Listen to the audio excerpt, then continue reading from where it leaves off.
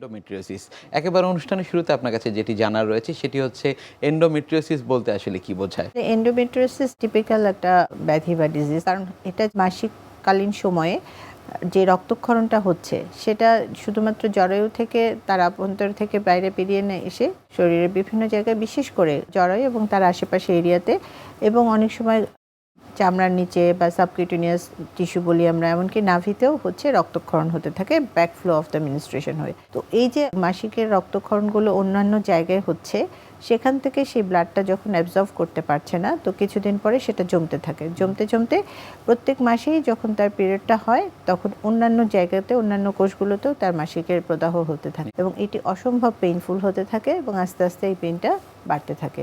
এই অসুস্থতাটাই এটা হচ্ছে যে জরায়ুর বাইরে যখন কোনো জায়গায় জরায়ুর কোষের প্রতিস্থাপন ঘটে, সেটাকেই আসলে এন্ডোমেট্রিওসিস বলে, এবং এইটাই হচ্ছে পরবর্তীতে এন্ডোমেট্রিওস্টিক সিস্ট বা চকোলেট সিস্ট বা এন্ডোমেট্রিওমা তৈরি করে।